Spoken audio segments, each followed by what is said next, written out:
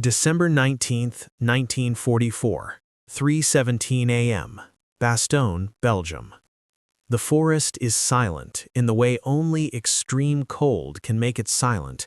Snow doesn't crunch here, it snaps. Each step sounds like breaking glass. The wind cuts straight through wool, through skin, through resolve. Somewhere in the dark, an engine backfires. A German flare hisses into the sky, bathing the Ardennes in a sickly white glow. And then the Americans appear. Not marching, not in parade lines. They arrive in fragments. Trucks skidding on ice, boots slamming into frozen mud, men jumping down already half frozen, half awake. No warm barracks, no prepared defenses, just a crossroads town called Bastogne, in an order that came hours earlier. Hold. You can almost feel it, the shock of cold air hitting lungs after hours crammed in a transport, the smell of diesel, sweat, wet canvas, frost already forming on helmet rims. These men weren't supposed to be here, not yet. Some don't even have winter coats. Many carry rifles with stiff bolts, oil already turning to sludge. They are the 101st Airborne Division, the Screaming Eagles. And German soldiers watching from the tree line don't understand what they're seeing, yet. Major General Anthony McAuliffe steps down into the snow, breath fogging instantly. He was acting division commander only days ago, expecting rest after months of combat in France and Holland. Instead, the division was yanked from reserve, thrown into trucks, and driven through the night toward the sound of disaster. The German Ardennes offensive, what they call Wacht am Rhein, has exploded through thin American lines. Panzer columns are racing west. Bastogne is the key. 7 roads converge here. Lose it, and the German armor rolls straight toward the Meuse. McAuliffe looks around. He knows the numbers. He knows the weather. He knows his men are exhausted. He also knows something else. These aren't ordinary infantry. Private Forrest Guth, 506th Parachute Infantry Regiment, stomps his feet to keep feeling in them. His gloves are thin. His breath hurts. Somewhere nearby, a soldier is quietly vomiting from exhaustion. Another is trying to light a cigarette, fingers shaking too badly to manage the match. They've jumped into hell before, Normandy, Market Garden, but this feels different. No drop zones, no rehearsals, just cold, darkness, and uncertainty. And yet, no one is talking about retreat. You notice it in small ways. Men checking each other's gear without being told, NCOs quietly positioning squads, machine gun teams already digging in with frozen entrenching tools, cursing under their breath but not stopping. Across the lines, German observers report back through field phones. Fallschirmjäger? Someone asks. No, these aren't German paratroopers, but they look like them. Oberleutnant Hans Becker, 26th Volksgrenadier Division, peers through binoculars from the edge of the woods. He has been fighting Americans for weeks now. He knows what broken units look like: shattered morale, abandoned weapons, white flags. This is not that. The Americans arriving in Bastogne move with purpose. They're not panicking. They're not confused. They don't huddle around fires or trucks. They spread out. They disappear into the tree line. They dig. Becker lowers the binoculars slowly. These ones, he mutters, are different. He has heard rumors. Every German unit has. Elite American paratroopers, fanatics, men who drop behind lines and fight surrounded, men who don't surrender easily, sometimes not at all. The insignia confirms it. A screaming eagle, white on black. By dawn, Bastogne is ringed by steel. German armor probes the perimeter almost immediately. Half-tracks crunch forward through snow, infantry advancing behind them. They expect light resistance. The intelligence says the town was taken by surprise, that the Americans are disorganized. The first shots answer that assumption. A .30 caliber machine gun opens up from a concealed position, tearing through a squad before they can hit the ground. Mortar rounds fall with frightening accuracy. Rifle fire comes not in scattered cracks, but controlled, overlapping patterns. This isn't chaos. This is discipline. German troops pull back, stunned. Radio traffic spikes. Reports contradict expectations. Enemy resistance strong. Paratroopers confirmed. Heavy losses. Inside Bastogne, the 1st 01 settles into a shrinking circle. Foxholes deepen. Ammo is counted. Medics mark aid stations in basements already filling with wounded. Artillery shells are shared like precious coins. German loudspeakers begin broadcasting messages in English. You are surrounded. Resistance is useless. Lay down your arms. Some laugh. Others don't. Fear is there. It always is. But it's a quiet fear, buried beneath something harder: stubbornness, pride, identity. They are airborne. They were trained for this. That night, German patrols creep close, testing the lines. They hear strange things: American soldiers singing softly, joking, shouting insults into the dark. One German private freezes when a voice suddenly calls out in perfect German from an American foxhole. Komm näher, wir warten auf dich. Come closer, we're waiting for you. Word spreads fast. These Americans aren't just holding, they're hunting. Inside German units, unease grows. Officers brief their men more carefully now. Attacks are delayed, artillery is increased, requests for heavier armor are sent up the chain. Someone mentions a story from Normandy: paratroopers who kept fighting for days after being cut off, using captured weapons, appearing where they weren't supposed to be. Another mentions Holland. Another mentions the patch again. The screaming eagles. By the third day, the cold has become the enemy for both sides. Weapons freeze, fingers blacken, men fall asleep and don't wake up. But something else has frozen too: German confidence. On December 22nd, a small German delegation approaches under a white flag. They carry a formal letter demanding surrender. It is polite, almost respectful. McAuliffe reads it once, then he smiles. His reply will echo through history, but the German soldiers waiting outside don't know that yet. They know that the Americans haven't broken. They know something is wrong. And for the first time since the offensive began, German troops begin to ask a dangerous question in whispers. What if we can't, Bastogne? The German officers stand stiffly in the snow, boots sinking into slush stained dark by days of shell fire. Their breath rises in white plumes as they wait. Behind them, infantrymen watch nervously from the tree line, fingers tight around rifle stocks. This is supposed to be simple: a surrounded enemy, cut off, outgunned. Inside a small, drafty room in Bastogne, General Anthony McAuliffe looks up from the paper again.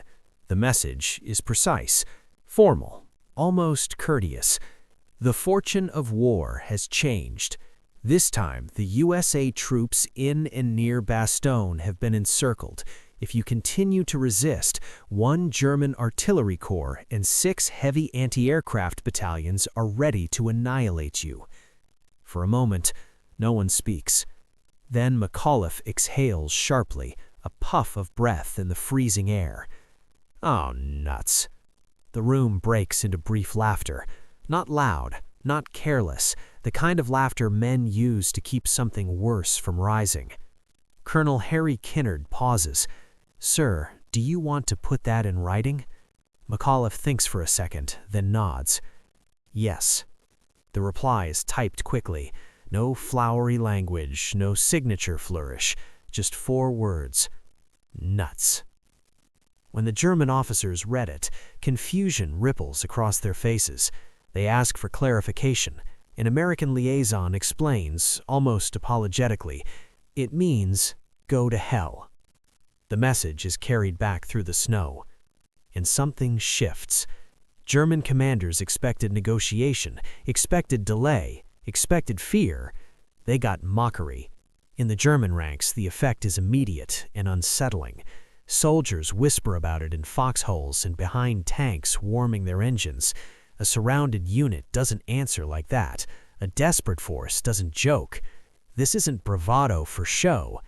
This is belief. That afternoon, German artillery opens up in earnest. Shells crash into Bastogne in overlapping waves. Roofs collapse. Trees explode into splinters. Foxholes fill with snow and dirt. Men press themselves into the earth, helmets ringing from concussions, mouths open in silent shouts. Private Eugene Jackson, 502nd PIR, counts the explosions without realizing it. 10, 11, 12. He loses track somewhere after 30. When it finally stops, his hands are bleeding. He doesn't remember when that happened. He checks his rifle, works the bolt, still functional. Around him, others do the same. No one runs. The Germans attack again before nightfall. Panzer IVs crawl forward through the snow, engines growling, tracks grinding ice into powder. Infantry follows, moving in bounds, using shell craters for cover. This time, they don't underestimate the Americans. They shouldn't have overestimated them either. Bazooka teams wait to the last second. One shot slams into a tank's side armor at point-blank range. Flames erupt. The crew bails out, some on fire, their screams cutting through the gunfire. Machine guns chatter non-stop, barrels glowing faintly red in the twilight. Medics drag wounded men back by their collars. Someone shouts for more ammo. Someone else answers with a curse and a laugh. German infantry falters, then pulls back.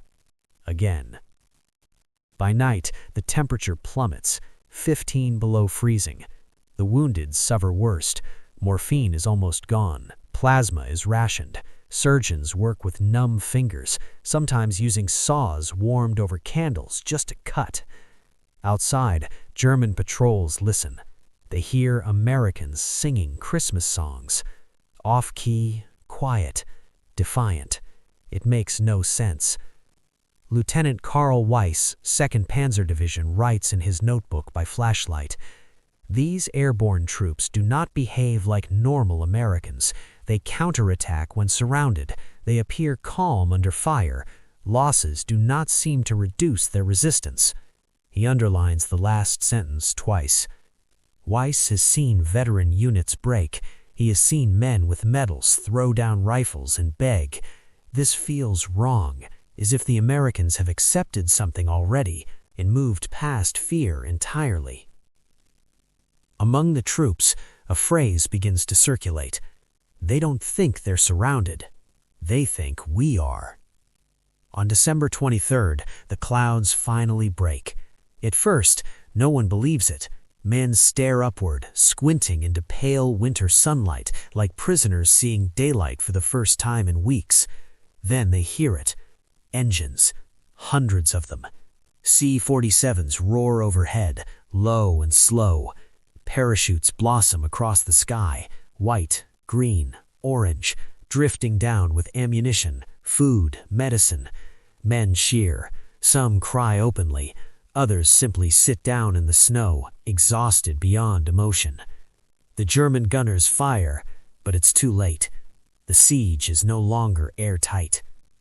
That night, German officers brief their units with new instructions. The Americans are resupplied. Their morale is high. Resistance is expected to stiffen further. Some soldiers exchange glances. No one says it out loud, but they're thinking the same thing. If this is them starving, what are they like fed? The attacks continue, day after day. Each one bleeds the German units a little more. Each one hardens the defenders further. The 101st counterattacks locally, retaking lost ground, ambushing supply columns, refusing to stay passive. German soldiers begin to hesitate before advancing. Some fire from too far away. Others stay in cover longer than necessary. Fear creeps in, not of death, but of these men, the screaming eagles. Men who laugh at surrender demands, men who sing in the cold, men who fight like being surrounded is an advantage. On December 26th, distant artillery sounds different. Closer, heavier, American. Patton's lead elements break through from the south. Tanks crash into German lines like a hammer. The encirclement is cracked, not shattered, but broken enough. Bastogne is no longer alone. For the German soldiers who faced them, the lesson is already learned. Some units withdraw, others fight on, but none will forget this frozen ground and the airborne troops who turned it into a graveyard for confidence. And yet, the story isn't finished, because the panic the 101st inspired didn't come from one answer, or one battle. It came from what the Germans finally realized about who these men were and what they were willing to endure. The snow around Bastogne is churned into mud and blood by now. Foxholes have collapsed and been dug again. Trees stand shredded, stripped of bark by shrapnel. The air smells of cordite, burning fuel, and something sour that no one names. German soldiers notice something unsettling. The Americans are not weaker. They are sharper. By December 27th, German commanders understand a truth they didn't want to admit. Bastogne wasn't held by a desperate rearguard or broken remnants. It was held by paratroopers, men who had been shaped for isolation. Fallschirmjäger once filled that role for Germany, the elite, the shock troops. But by 1944, most German airborne units were gone or scattered. The Americans had inherited the concept and perfected it. The 101st Airborne was built to land alone, fight without support, and improvise under pressure. Bastogne wasn't an anomaly. It was doctrine. Gefreiter Otto Lang, 15th Panzergrenadier Regiment, listens as an NCO explains the situation before another attack. "Expect counterfire immediately," the sergeant says. "Expect flanking. Do not assume positions are lightly held." Lang swallows. He is 19. He has fought in France and Belgium. He has seen Americans run before artillery. But not these. Every time they push forward, the same pattern repeats. Initial contact, sudden machine gun fire, mortars walking in with uncanny precision, and then movement. Americans moving toward the sound of battle. Lang remembers the first time it happened. They had advanced cautiously, convinced resistance was thin. Then a burst of fire erupted from behind them. Confusion, shouts, someone screamed that the enemy was inside the perimeter. It took hours to realize the truth. The Americans hadn't been behind them. They had moved through them. German intelligence reports grow more urgent. Terms like fanatisch and hartnäckig appear repeatedly. Fanatical, tenacious. One officer writes, "These troops show no concern for encirclement. They exploit it." That line circulates. It sticks. The reputation spreads faster than orders ever could. In makeshift shelters and ruined barns, German soldiers trade stories. A patrol wiped out by riflemen using captured MP-40s. A tank destroyed by a bazooka fired from 10 meters away. An American medic dragging wounded men under fire, refusing to leave them. These stories aren't propaganda, they're warnings. The screaming eagle patch becomes something German soldiers actively look for in fear. Some swear they can identify the Americans by how they move, low, confident, aggressive even when outnumbered. A veteran sergeant puts it bluntly, regular Americans defend positions, these ones attack from them. What truly shakes German morale is the counterattack mentality. The 101st does not wait for assaults. They probe, they raid, they strike weak points at night when visibility drops and nerves fray. At 2:40 a.m. on December 28th, a small American force hits a German supply column moving toward the front. Grenades explode among fuel cans. Trucks burn. German soldiers scatter into the woods, firing wildly at shadows. When it's over, the Americans are gone. No pursuit, no chance for revenge, only silence. Lieutenant Weiss hears about the raid at dawn. He rubs his eyes, exhausted. "How many?" he asks. "Maybe 30, comes the reply. 30 men against a column meant to support an entire battalion. Weiss closes his notebook. That's when it hits him.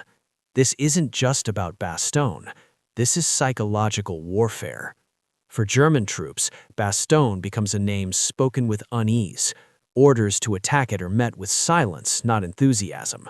Units request reinforcements before advancing. Artillery commanders demand more shells than usual.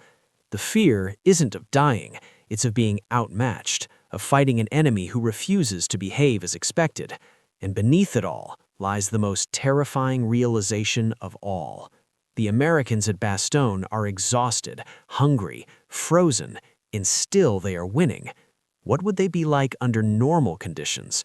What would they be like anywhere else?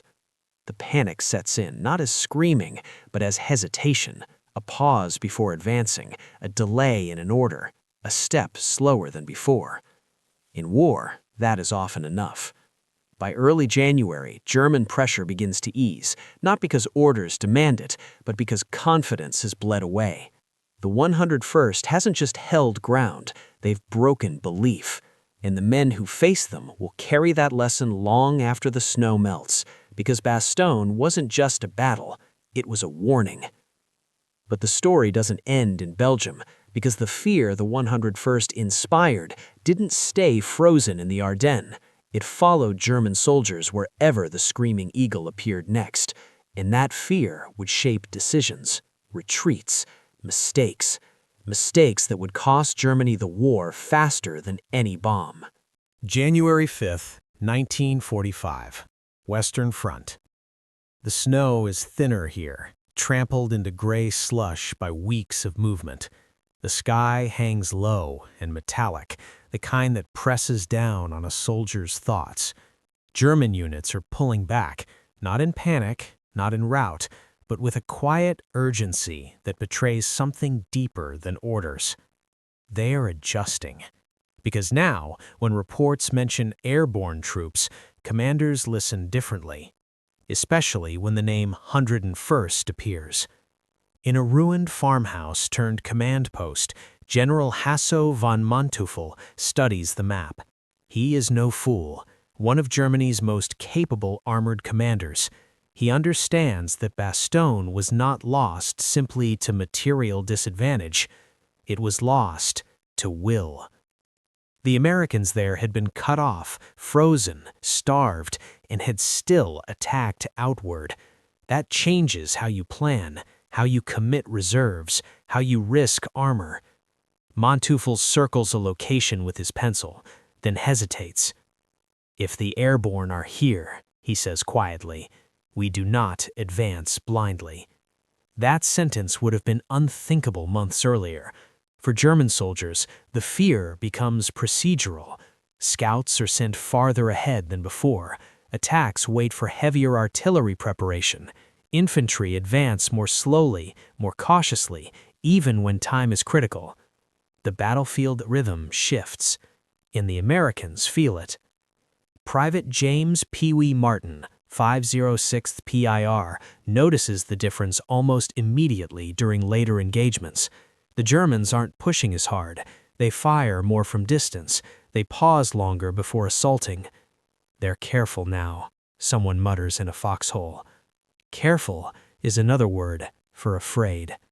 Stories from Bastogne circulate among American units too, told in low voices around fires, not as bragging, but as confirmation. That reputation matters. When the Screaming Eagle patch shows up on a new sector of the line, German patrols report it. When airborne units are rumored nearby, attacks are delayed until confirmation arrives. Sometimes confirmation never arrives, and the Germans wait anyway. A captured German corporal explains it bluntly during interrogation. "Against regular American infantry, we attack until one side breaks. Against airborne, we expect traps." Traps. That is the word. The truth is simpler and more brutal. The 101st had learned how to suffer without collapsing. Most armies train men to fight. The airborne trained men to endure. Endurance changes everything. It stretches time. It drains the enemy not through decisive blows, but through constant resistance, through the refusal to give relief. At Bastogne, German units burned fuel, ammunition, and manpower against an opponent who would simply not give them closure. No surrender, no collapse, just resistance that went on, and on, and on. Psychologically, that kind of enemy is devastating.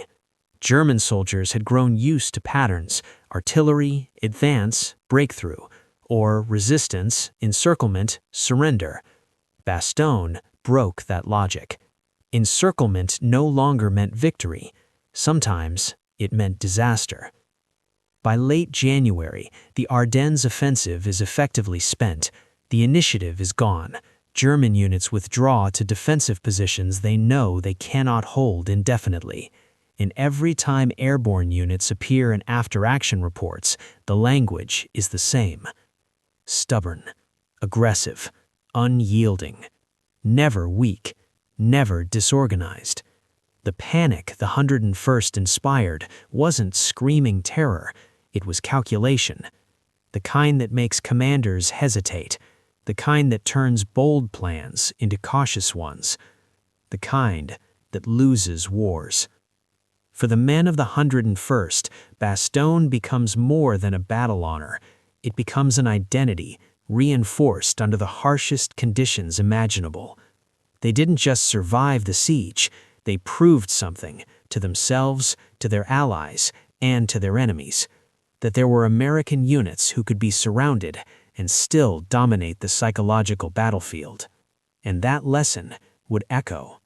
Because years later, when German veterans were asked about Bastogne, many didn't speak first about the cold or the hunger or even the bombs.